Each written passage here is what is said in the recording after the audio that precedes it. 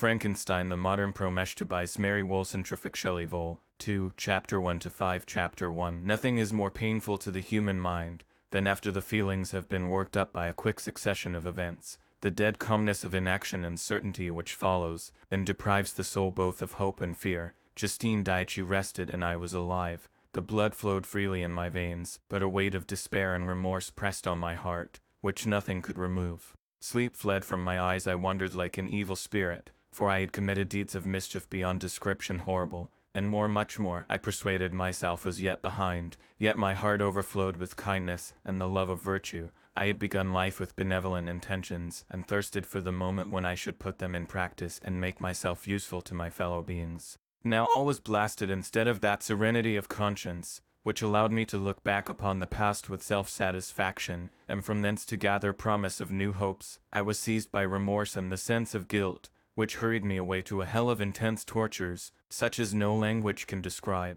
This state of mind preyed upon my health, which had entirely recovered from the first shock it had sustained. I shunned the face of men. All sound of joy or complacency was torture to me. Solitude was my only consolation, deep, dark, death-like solitude. My father observed with pain the alteration perceptible in my disposition and habits, and endeavored to reason with me on the folly of giving way to a moderate grief. "Do you think, Victor," said he, "that I do not suffer also? No one could love a child more than I loved your brother." Tears came into his eyes as he spoke. "But is it not a duty to the survivors that we should refrain from augmenting their unhappiness by an appearance of immoderate grief? It is also a duty owed to yourself, for excessive sorrow prevents improvement or enjoyment, or even the discharge of daily usefulness, without which no man is fit for society." This advice, although good, was totally inapplicable to my case. I should have been the first to hide my grief and console my friends, if remorse had not mingled its bitterness with my other sensations. Now I could only answer my father with a look of despair, and endeavor to hide myself from his view. About this time we retired to our house at Bearlive. This change was particularly agreeable to me. The shutting of the gates regularly at 10 o'clock, and the impossibility of remaining on the lake after that hour, had rendered our residence within the walls of Geneva very irksome to me. I was now free. Often, after the rest of the family had retired for the night, I took the boat, and passed many hours upon the water. Sometimes, with my sail set, I was carried by the wind, and sometimes, after rowing into the middle of the lake, I left the boat to pursue its own course, and gave way to my own miserable reflections. I was often tempted, when all was at peace around me, and I the only uncouth thing that wandered restless in a scene so beautiful and heavenly, if I except some bat, or the frogs, whose harsh and interrupted croaking was heard only when I approached the shore. Often, I say, I was tempted to plunge into the silent lake, that the waters might close over me and my calamities forever. But I was restrained, when I thought of the heroic and suffering Elizabeth, whom I tenderly loved, and whose existence was bound up in mine. I thought also of my father and surviving brother. Should I by my base desertion leave them exposed and unprotected to the malice of the fiend whom I had let loose among them? At these moments I wept bitterly, and wished that peace would revisit my mind, only that I might afford them consolation and happiness. But that could not be. Remorse extinguished every hope. I had been the author of unalterable evils, and I lived in daily fear, lest the monster whom I had created should perpetrate some new wickedness. I had an obscure feeling that all was not over, and that he would still commit some signal crime, which by its enormity should almost efface the recollection of the past. There was always scope for fear, so long as anything I loved remained behind. My abhorrence of this fiend cannot be conceived. When I thought of him, I gnashed my teeth, my eyes became inflamed, and I ardently wished to extinguish that life which I had so thoughtlessly bestowed. When I reflected on his crimes and malice, my hatred and revenge burst all bounds of moderation. I would have made a pilgrimage to the highest peak of the Andes, could I, when there, have precipitated him to their base. I wished to see him again, that I might wreak the utmost extent of anger on his head, and avenge the deaths of William and Justine. Our house was the house of mourning. My father's health was deeply shaken by the horror of the recent events. Elizabeth was sad and desponding. She no longer took delight in her ordinary occupations. All pleasure seemed to her sacrilege toward the dead. Eternal woe and tears she then thought was the just tribute she should pay to innocence so blasted and destroyed. She was no longer that happy creature, who in earlier youth wandered with me on the banks of the lake, and talked with ecstasy of our future prospects. She had become grave, and often conversed of the inconstancy of fortune, and the instability of human life. "When I reflect, my dear cousin," said she, "on the miserable death of Justine Moritz, I no longer see the world and its works as they before appeared to me. before I looked upon the accounts of vice and injustice, that I read in books or heard from others as tales of ancient days or imaginary evils. At least they were remote and more familiar to reason than to the imagination. But now misery has come home, and men appear to me as monsters thirsting for each other's blood, yet I am certainly unjust.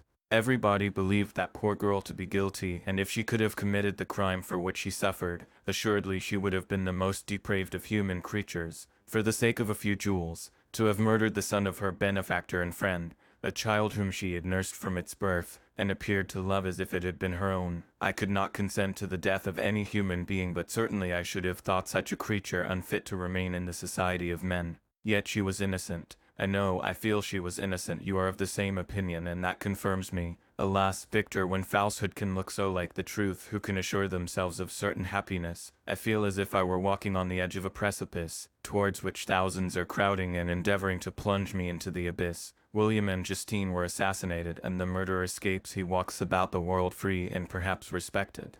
But even if I were condemned to suffer on the scaffold for the same crimes, I would not change places with such a wretch. I listened to this discourse with the extremest agony. I not indeed, but in effect was the true murderer. Elizabeth read my anguish in my countenance, and kindly taking my hand said, "My dearest cousin, you must calm yourself. These events have affected me, God knows how deeply, but I am not so wretched as you are. There is an expression of despair and sometimes of revenge in your countenance that makes me tremble. Be calm, my dear Victor, I would sacrifice my life to your peace. We surely shall be happy, quiet in our native country, and not mingling in the world. What can disturb our tranquility?" She shed tears as she said this, distrusting the very solace that she gave, but at the same time she smiled, that she might chase away the fiend that lurked in my heart. My father, who saw in the unhappiness that was painted in my face only an exaggeration of that sorrow which I might naturally feel, thought that an amusement suited to my taste would be the best means of restoring to me my wonted serenity. It was from this cause that he had removed to the country, and induced by the same motive, he now proposed that we should all make an excursion to the valley of Kimaunis. I had been there before, but Elizabeth and Ernest never had, and both had often expressed an earnest desire to see the scenery of this place, which had been described to them as so wonderful and sublime. Accordingly, we departed from Geneva on this tour about the middle of the month of August, nearly 2 months after the death of Justine. The weather was uncommonly fine, and if mine had been a sorrow to be chased away by any fleeting circumstance, this excursion would certainly have had the effect intended by my father. As it was, I was somewhat interested in the scene. It sometimes lulled, although it could not extinguish my grief. During the first day we traveled in a carriage. In the morning we had seen the mountains at a distance, towards which we gradually advanced. We perceived that the valley through which we wound, and which was formed by the river Arve, whose course we followed, closed in upon us by degrees, and when the sun had set, we beheld immense mountains and precipices overhanging us on every side, and heard the sound of the river raging among rocks, and the dashing of waterfalls around. The next day we pursued our journey upon mules, and as we ascended still higher, the valley assumed a more magnificent and astonishing character. Ruined castles hanging on the precipices of piny mountains, the impetuous Arve, and cottages every here and there peeping forth from among the trees, formed a scene of singular beauty, but it was augmented and rendered sublime by the mighty Alps, whose white and shining pyramids and domes towered above all, as belonging to another earth, the habitations of another race of beings. We passed the bridge of Pellicer, where the ravine which the river forms opened before us, and we began to ascend the mountain that overhangs it. Soon after we entered the valley of Kimaunis. This valley is more wonderful and sublime, but not so beautiful and picturesque as that of Servox, through which we had just passed. The high and snowy mountains were its immediate boundaries, but we saw no more ruined castles and fertile fields. Immense glaciers approached the road. We heard the rumbling thunder of the falling avalanche, and marked the smoke of its passage. Mont Blanc, the supreme and magnificent Mont Blanc, raised itself from the surrounding aiguilles, and its tremendous dome overlooked the valley. During this journey I sometimes joined Elizabeth, and exerted myself to point out to her the various beauties of the scene. I often suffered my mule to lag behind, and indulged in the misery of reflection. At other times I spurred on the animal before my companions, that I might forget them, the world, and more than all myself. When at a distance I alighted and threw myself on the grass, weighed down by horror and despair. At 8 in the evening I arrived at Kimaunis. My father and Elizabeth were very much fatigued. Ernest, who accompanied us, was delighted, and in high spirits. The only circumstance that detracted from his pleasure was the south wind, and the rain it seemed to promise for the next day. We retired early to our apartments, but not to sleep, at least I did not. I remained many hours at the window, watching the pallid lightning that played above Mont Blanc and listening to the rushing of the Arve, which ran below my window. Chapter 2. The next day, contrary to the prognostications of our guides, was fine, although clouded. We visited the source of the Arveiron, and rode about the valley until evening. These sublime and magnificent scenes afforded me the greatest consolation that I was capable of receiving. They elevated me from all littleness of feeling, and although they did not remove my grief, they subdued and tranquilized it.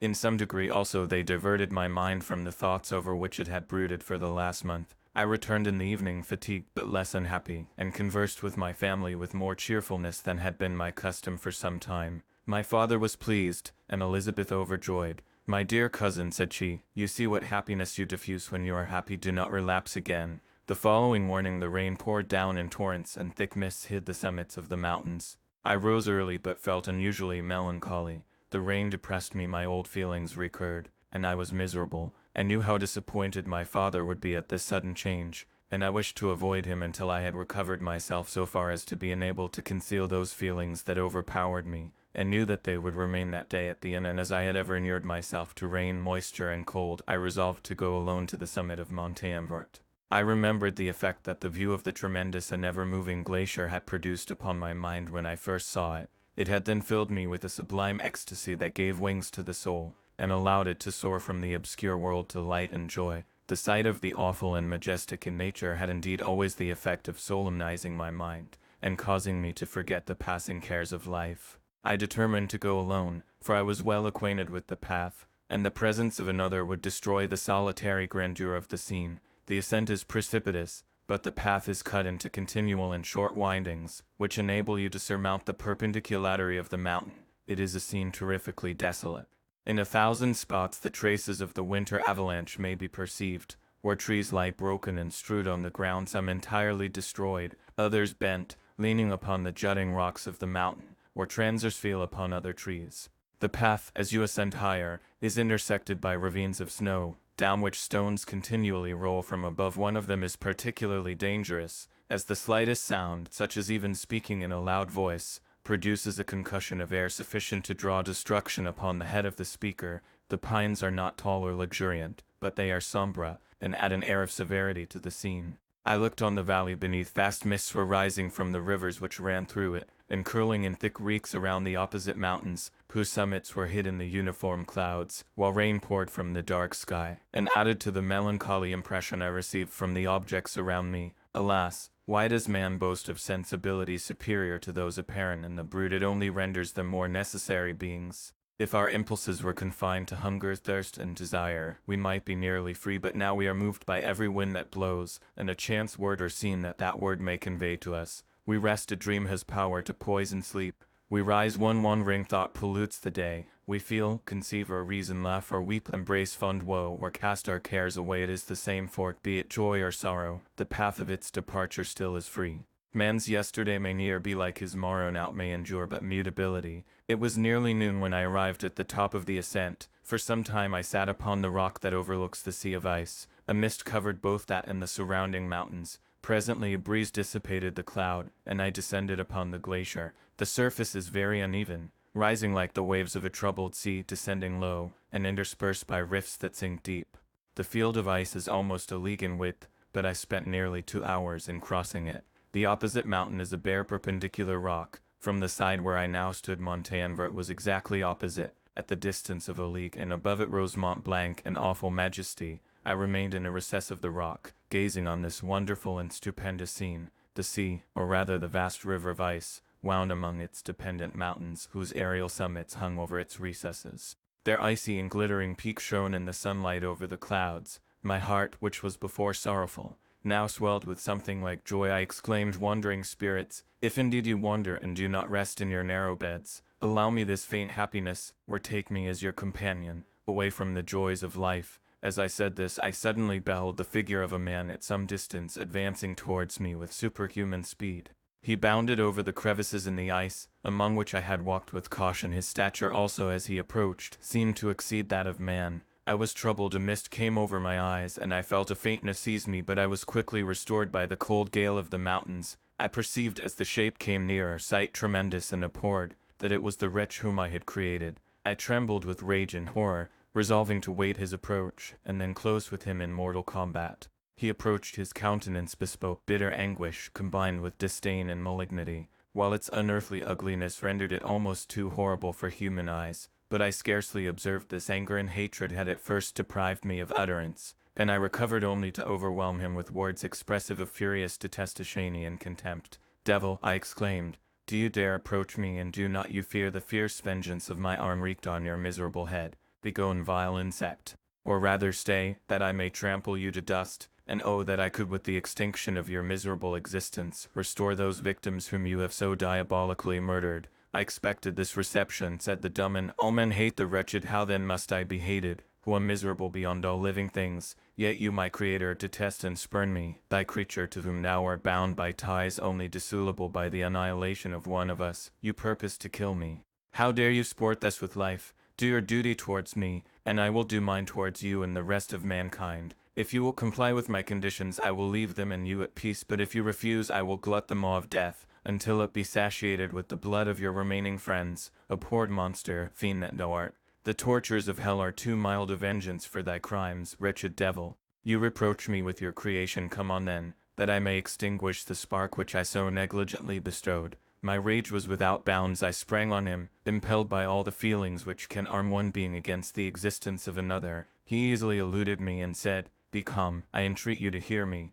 before you give vent to your hatred on my devoted head. Have I not suffered enough, that you seek to increase my misery? Life, although it may only be an accumulation of anguish, is dear to me, and I will defend it. Remember, thou hast made me more powerful than thyself. My height is superior to thine, my joints more supple. But I will not be tempted to set myself in opposition to thee. I am thy creature, and I will be even mild and docile to my natural lord and king, if thou wilt also perform thy part, the which thou owest me. O Frankenstein, be not equitable to every other, and trample upon me alone, to whom thy justice and even thy clemency and affection is most due. Remember that I am thy creature. I ought to be thy Adam, but I am rather the fallen angel, whom thou drivest from joy for no misdeed. Everywhere I see bliss, from which I alone am irrevocably excluded. I was benevolent, and good misery made me a fiend. Make me happy, and I shall again be virtuous. Begone, I will not hear you. There can be no community between you and me. We are enemies. Begone, or let us try our strength in a fight in which one must fall. How can I move thee? Will no entreaties cause thee to turn a favorable eye upon thy creature who implores thy goodness and compassion? Believe me, Frankenstein, I was benevolent. My soul glowed with love and humanity, but am I not alone, miserably alone? You, my Creator, abhor me. What hope can I gather from your fellow creatures, who owe me nothing? They spurn and hate me. The desert mountains and dreary glaciers are my refuge. I have wandered here many days. The caves of ice, which I only do not fear, are a dwelling to me, and the only one which man does not grudge. These bleak skies I hail, for they are kinder to me than your fellow beings. If the multitude of mankind knew of my existence, they would do as you do, and arm themselves for my destruction. Shall I not then hate them who abhor me? I will keep no terms with my enemies. I am miserable, and they shall share my wretchedness. Yet it is in your power to recompense me, and deliver them from an evil which it only remains for you to make so great, that not only you and your family, but thousands of others, shall be swallowed up in the whirlwinds of its rage. Let your compassion be moved, and do not disdain me. Listen to my tale when you have heard that. Abandon or commiserate me, as you shall judge that I deserve. But hear me. The guilty are allowed by human laws, bloody as they may be, to speak in their own defense before they are condemned. Listen to me, Frankenstein. You accuse me of murder, and yet you would, with a satisfied conscience,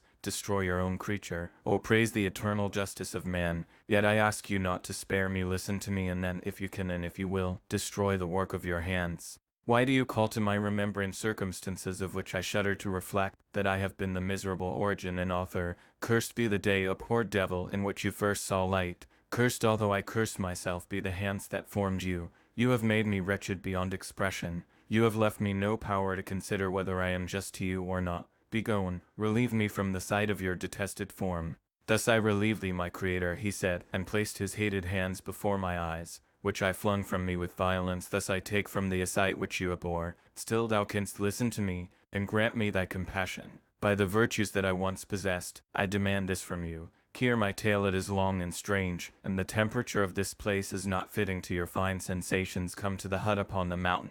The sun is yet high in the heavens before it descends to hide itself behind yon snowy precipices and illuminate another world. You will have heard my story and can decide. On you it rests, whether I quit forever the neighborhood of men and lead a harmless life, or become the scourge of your fellow creatures, and the author of your own speedy ruin. As he said this, he led the way across the ice. I followed.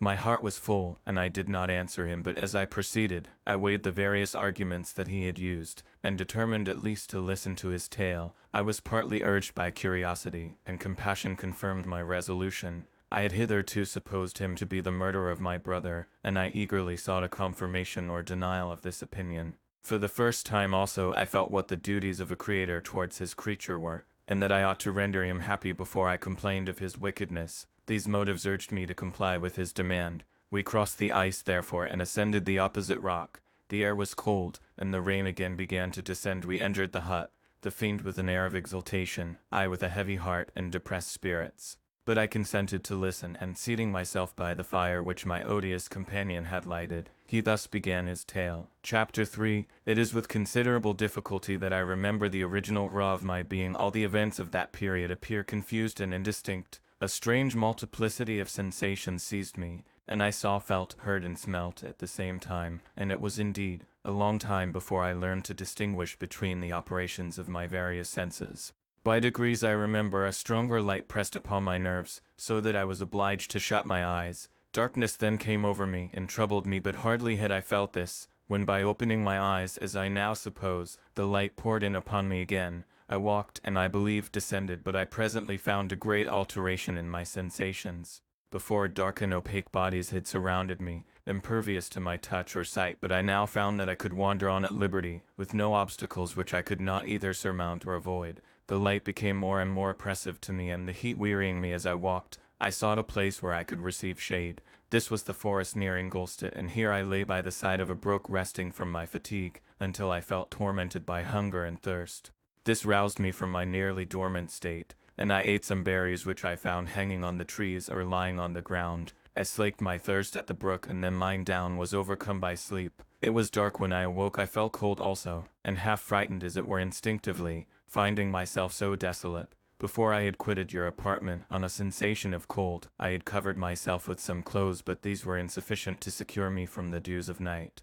I was a poor, helpless, miserable wretch. I knew and could distinguish nothing, but feeling pain invade me on all sides. I sat down and wept. Soon a gentle light stole over the heavens, and gave me a sensation of pleasure. I started up and beheld a radiant form rise from among the trees. I gazed with a kind of wonder. It moved slowly, but it enlightened my path, and I again went out in search of berries. I was still cold, when under one of the trees I found a huge cloak, with which I covered myself, and sat down upon the ground. No distinct ideas occupied my mind. All was confused. I felt light and hunger and thirst and darkness. Innumerable sounds rung in my ears, and on all sides various scents saluted me. The only object that I could distinguish was the bright moon, and I fixed my eyes on that with pleasure. Several changes of day and night passed, and the orb of night had greatly lessened when I began to distinguish my sensations from each other. I gradually saw plainly the clear stream that supplied me with drink, and the trees that shaded me with their foliage. I was delighted when I first discovered that a pleasant sound, which often saluted my ears,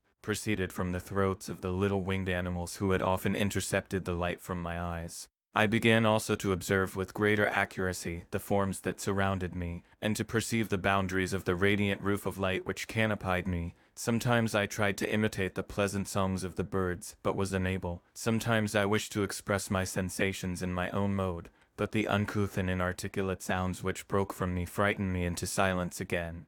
The moon had disappeared from the night, and again with a lessened form shewed itself, while I still remained in the forest. My sensations had by this time become distinct, and my mind received every day additional ideas. My eyes became accustomed to the light, and to perceive objects in their right forms. I distinguished the insect from the herb, and by degrees one herb from another. I found that the sparrow uttered none but harsh notes, whilst those of the blackbird and thrush were sweet and enticing. One day, when I was oppressed by cold, I found a fire which had been left by some wandering beggars, and was overcome with delight at the warmth I experienced from it. In my joy I thrust my hand into the live embers, but quickly drew it out again with a cry of pain. How strange, I thought, that the same cause should produce such opposite effects. I examined the materials of the fire, and to my joy found it to be composed of wood. I quickly collected some branches, but they were wet and would not burn. I was pained at this, and sat still watching the operation of the fire. The wet wood which I had placed near the heat dried, and itself became inflamed.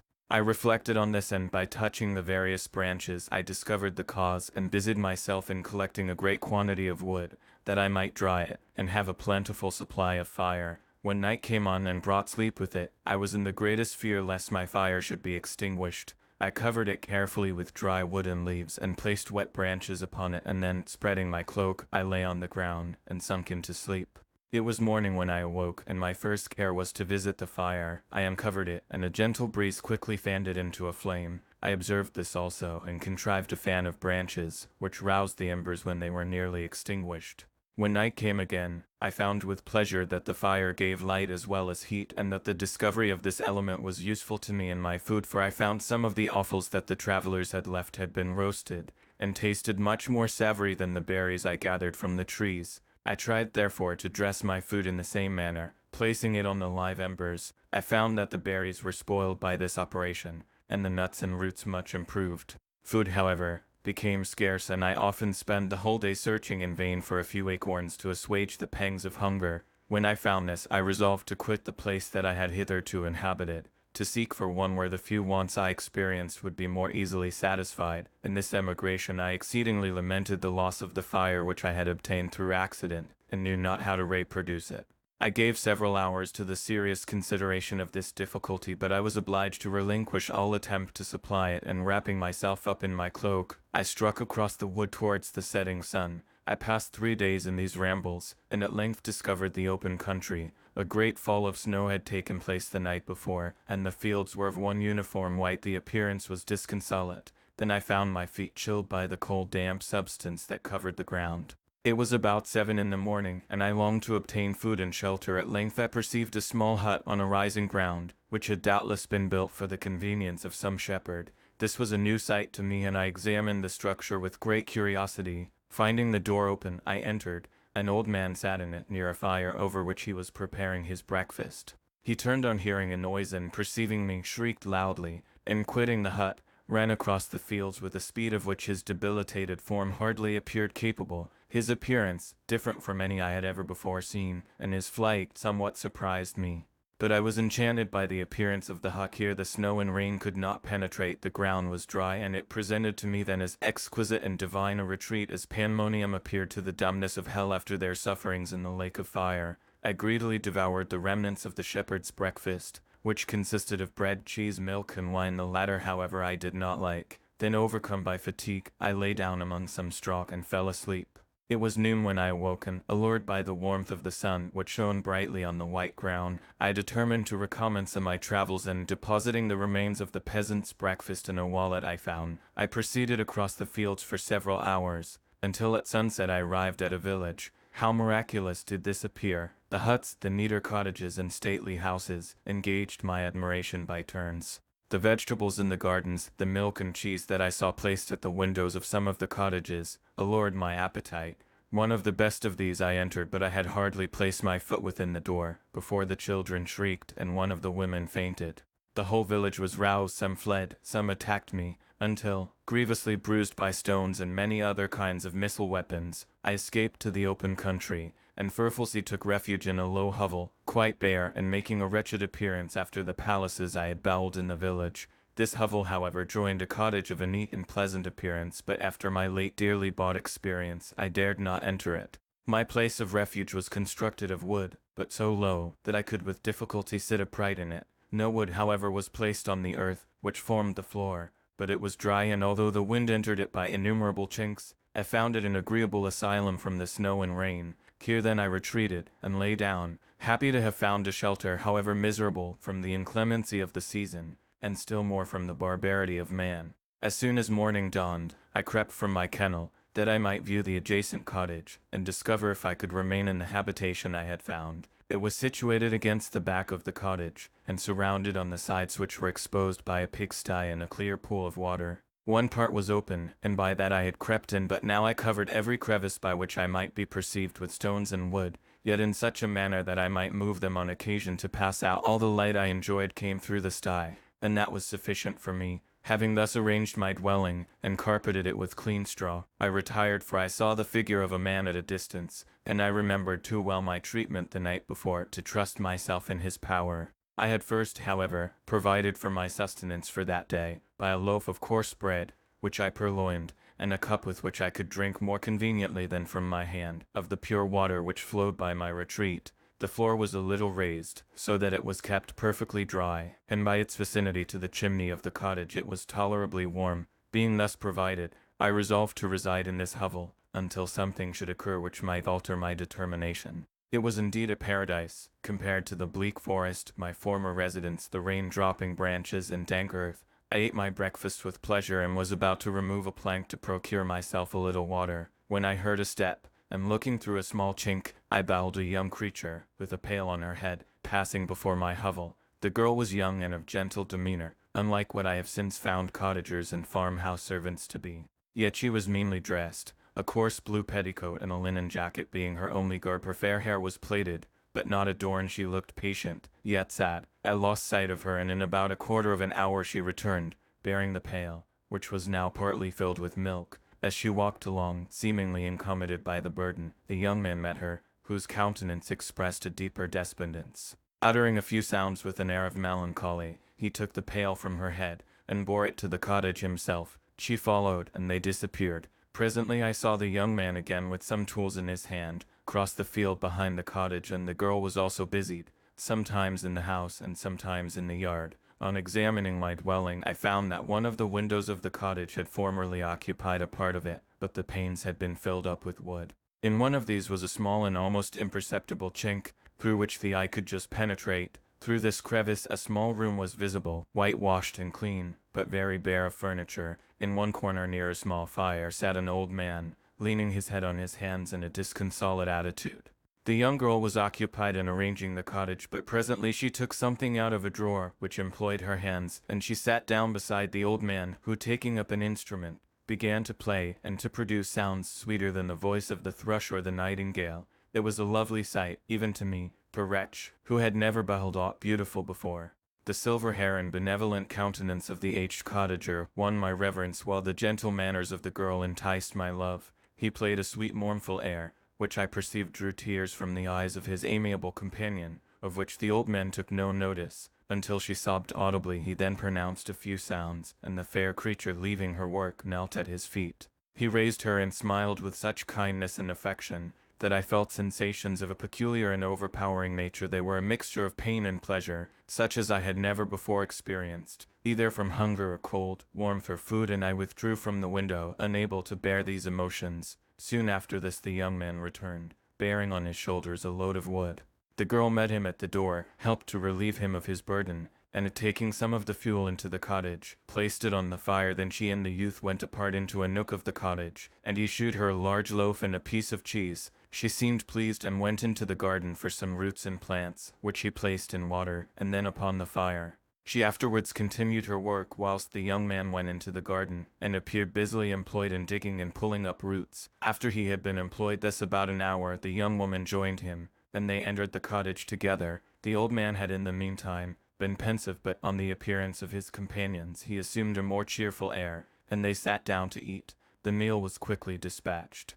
The young woman was again occupied in arranging the cottage. The old man walked before the cottage in the sun for a few minutes, leaning on the arm of the youth. Nothing could exceed in beauty the contrast between these two excellent creatures. One was old, with silver hairs and a countenance beaming with benevolence and love. The younger was slight and graceful in his figure, and his features were molded with the finest symmetry. At his eyes and attitude expressed the utmost sadness and despondency. The old man returned to the cottage, and the youth, with tools different from those he had used in the morning, directed his steps across the fields. Night quickly shut in, but to my extreme wonder I found that the cottagers had a means of prolonging light by the use of tapers, and was delighted to find that the setting of the sun did not put an end to the pleasure I experienced in watching my human neighbors. In the evening, the young girl and her companion were employed in various occupations which I did not understand, and the old man again took up the instrument, which produced the divine sounds that had enchanted me in the morning. So soon as he had finished, the youth began, not to play, but to utter sounds that were monotonous, and neither resembling the harmony of the old man's instrument or the songs of the birds. I since found that he read aloud, but at that time I knew nothing of the science of words or letters. The family, after having been thus occupied for a short time, extinguished their lights and retired, as I conjectured, to rest. Chapter 4. I lay on my straw, but I could not sleep. I thought of the occurrences of the day. What chiefly struck me was the gentle manners of these people, and I longed to join them, but dared not. I remembered too well the treatment I had suffered the night before from the barbarous villagers, and resolved, whatever course of conduct I might hereafter think it right to pursue, that for the present I would remain quietly in my hovel, watching and endeavoring to discover the motives which influenced their actions.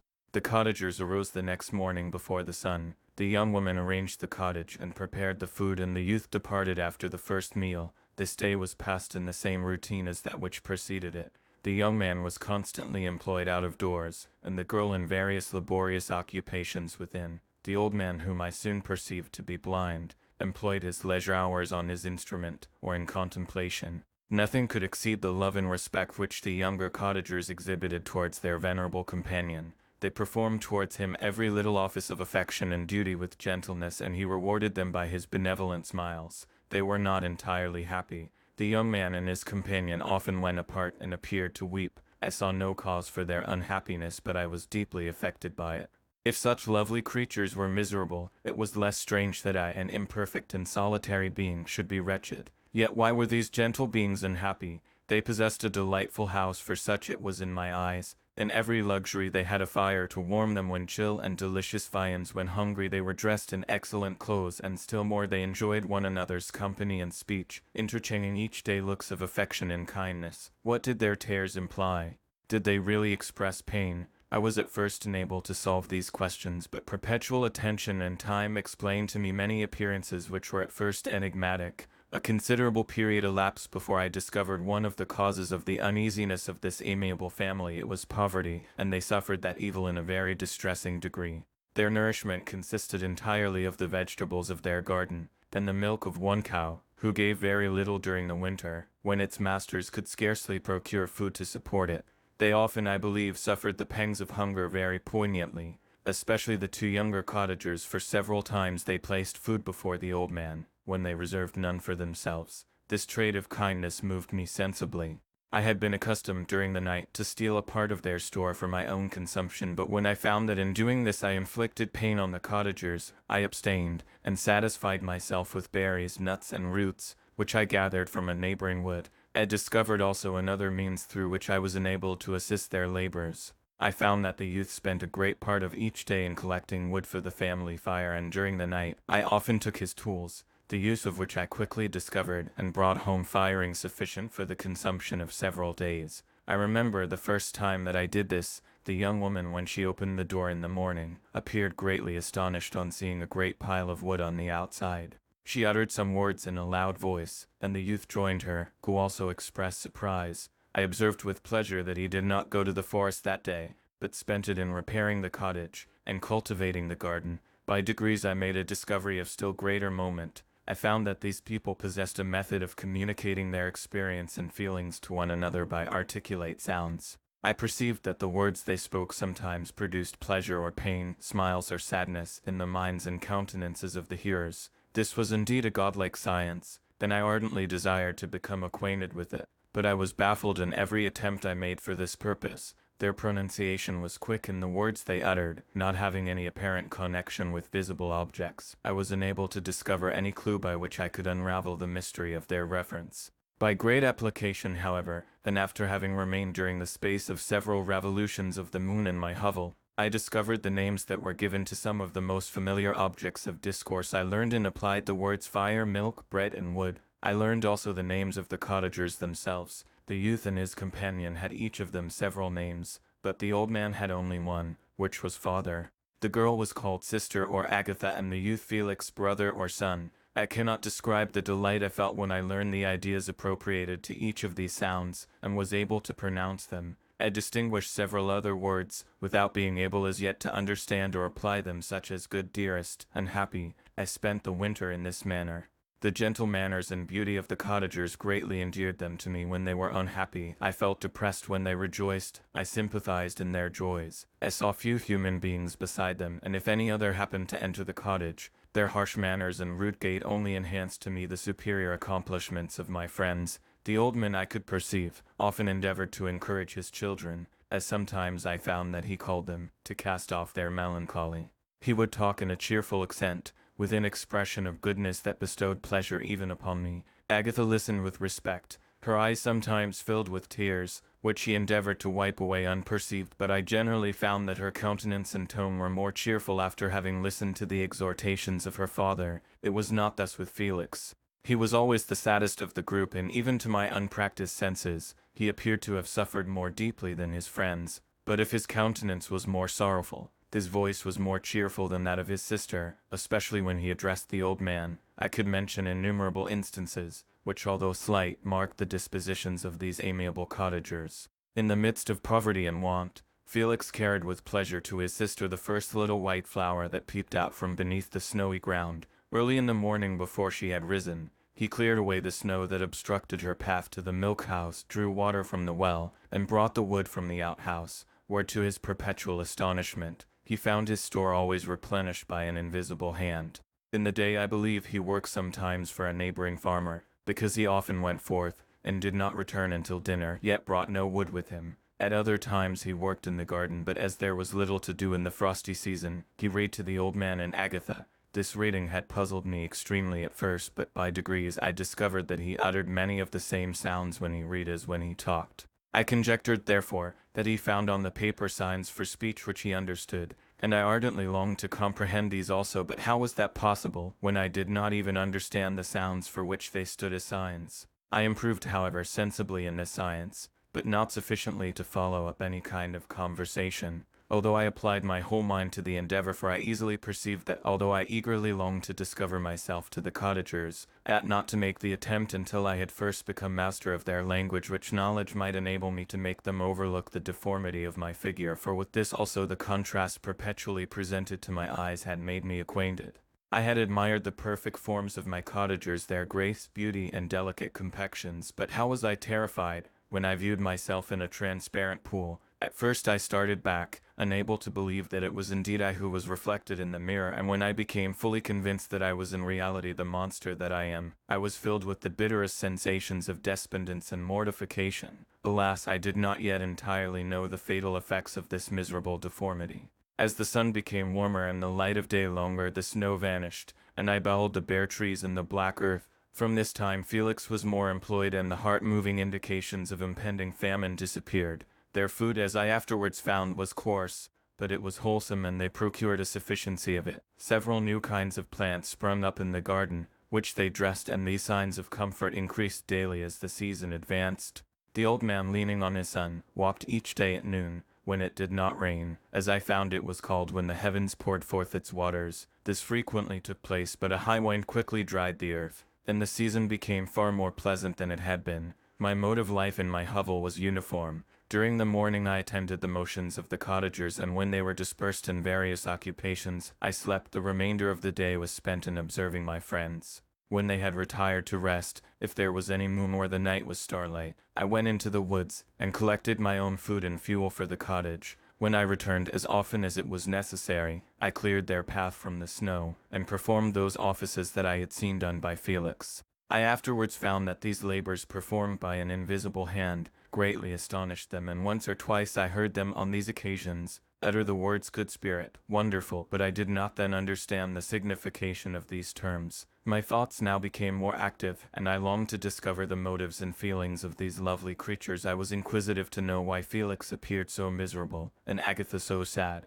I thought, foolish wretch, that it might be in my power to restore happiness to these deserving people. When I slept or was absent, the forms of the venerable blind father, the gentle Agatha, and the excellent Felix flitted before me. I looked upon them as superior beings, who would be the arbiters of my future destiny. I formed in my imagination 1,000 pictures of presenting myself to them, and their reception of me. I imagined that they would be disgusted, until by my gentle demeanor and conciliating words, I should first win their favor, and afterwards their love. These thoughts exhilarated me, and led me to apply with fresh ardor to the acquiring the art of language. My organs were indeed harsh, but supple, and although my voice was very unlike the soft music of their tones, yet I pronounced such words as I understood with tolerable ease. It was as the ass and the lapdog, yet surely the gentle ass, whose intentions were affectionate, although his manners were rude, deserved better treatment than blows and execration. The pleasant showers and genial warmth of spring greatly altered the aspect of the earth.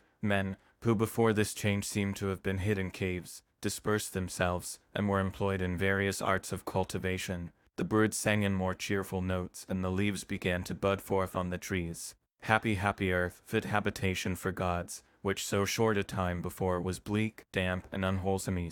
My spirits were elevated by the enchanting appearance of nature. The past was blotted from my memory. The present was tranquil, and the future gilded by bright rays of hope and anticipations of joy. Chapter 5. I now hasten to the more moving part of my story. I shall relate events that impressed me with feelings which from what I was have made me what I am. Spring advanced rapidly, the weather became fine, and the skies cloudless. It surprised me that what before was desert and gloomy should now bloom with the most beautiful flowers and verdure. My senses were gratified and refreshed by 1,000 scents of delight and 1,000 sights of beauty.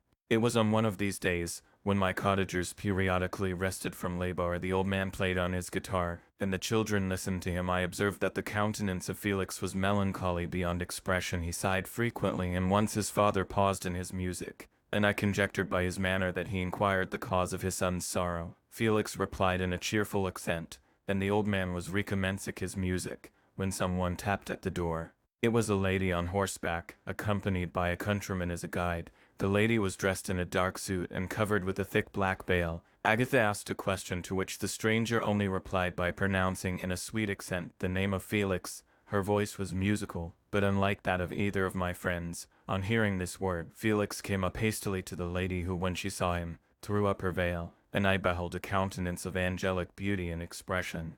Her hair of a shining raven black and curiously braided, her eyes were dark, but gentle, although animated, her features of irregular proportion, and her complexion wondrously fair, each cheek tinged with a lovely pink. Felix seemed ravished with delight when he saw her. Every trait of sorrow vanished from his face, and it instantly expressed a degree of ecstatic joy, of which I could hardly have believed it capable. His eyes sparkled as his cheek flushed with pleasure, and at that moment I thought him as beautiful as the stranger. She appeared affected by different feelings. Wiping a few tears from her lovely eyes, she held out her hand to Felix, who kissed it rapturously, and called her, as well as I could distinguish, his sweet Arabian. She did not appear to understand him, but smiled. He assisted her to dismount, and dismissing her guide, conducted her into the cottage. Some conversation took place between him and his father, and the young stranger knelt at the old man's feet, and would have kissed his hand, but he raised her and embraced her affectionately. I soon perceived that although the stranger uttered articulate sounds and appeared to have a language of her own, she was neither understood by or herself understood the cottagers.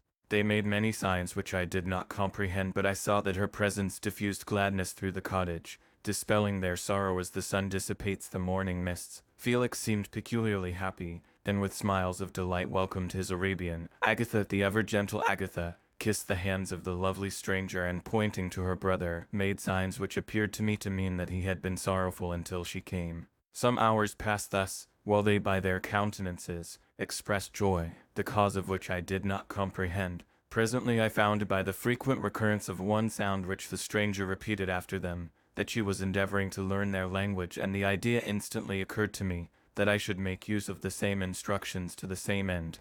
The stranger learned about 20 words at the first lesson. Most of them indeed were those which I had before understood, but I profited by the others. As night came on, Agatha and the Arabian retired early. When they separated, Felix kissed the hand of the stranger and said, "Good night, sweet Safi." He sat up much longer, conversing with his father, and by the frequent repetition of her name, I conjectured that their lovely guest was the subject of their conversation. I ardently desired to understand them, and bent every faculty towards that purpose, but found it utterly impossible. The next morning Felix went out to his work, and after the usual occupations of Agatha were finished, the Arabian sat at the feet of the old man, and taking his guitar, played some airs so entrancingly beautiful, that they at once drew tears of sorrow and delight from my eyes. She sang, and her voice flowed in a rich cadence, swelling or dying away like a nightingale of the woods. When she had finished, she gave the guitar to Agatha, who at first declined it. She played a simple air, and her voice accompanied it in sweet accents, but unlike the wondrous strain of the stranger, the old man appeared enraptured, and said some words, which Agatha endeavored to explain to Safi, and by which he appeared to wish to express that she bestowed on him the greatest delight by her music. The days now passed as peaceably as before, with the sole alteration that joy had taken place of sadness in the countenances of my friends. Safie was always gay and happy. She and I improved rapidly in the knowledge of language, so that in 2 months I began to comprehend most of the words uttered by my protectors. In the meanwhile also the black ground was covered with herbage, and the green banks interspersed with innumerable flowers, sweet to the scent and the eyes, stars of pale radiance among the moonlight woods. The sun became warmer, the nights clear and balmy, and my nocturnal rambles were an extreme pleasure to me, although they were considerably shortened by the late setting and early rising of the sun, for I never ventured abroad during daylight, fearful of meeting with the same treatment as I had formerly endured in the first village which I entered. My days were spent in close attention, that I might more speedily master the language, and I may boast that I improved more rapidly than the Arabian, who understood very little, and conversed in broken accents, whilst I comprehended and could imitate almost every word that was spoken. While I improved in speech, I also learned the science of letters, as it was taught to the stranger, and this opened before me a wide field for wonder and delight. The book from which Felix instructed Safie was Volney's Ruins of Empires. I should not have understood the purport of this book, had not Felix, in reading it, given very minute explanations. He had chosen this work, he said, because the declamatory style was framed in imitation of the Eastern authors.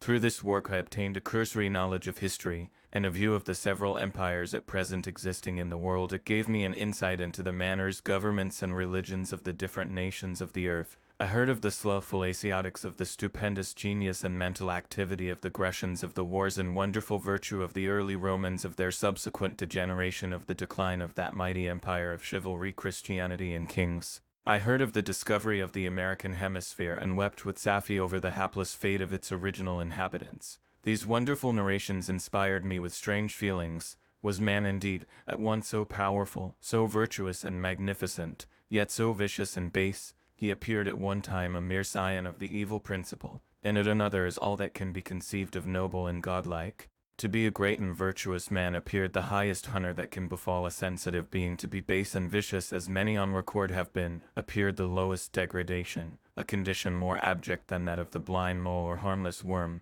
For a long time I could not conceive how one man could go forth to murder his fellow, or even why there were laws and governments, but when I heard details of vice and bloodshed, my wonder ceased, and I turned away with disgust and loathing. Every conversation of the cottagers now opened new wonders to me. While I listened to the instructions which Felix bestowed upon the Arabian, the strange system of human society was explained to me. I heard of the division of property, of immense wealth and squalid poverty, of rank, descent, and noble blood. The words induced me to turn towards myself. I learned that the possessions most esteemed by your fellow creatures were high and unsullied descent united with riches. A man might be respected with only one of these acquisitions, but without either he was considered, except in very rare instances, as a vagabond and a slave, doomed to waste his powers for the profit of the chosen few. And what was I? Of my creation and creator I was absolutely ignorant, but I knew that I possessed no money, no friends, no kind of property. I was besides endowed with a figure hideously deformed and loathsome. I was not even of the same nature as man.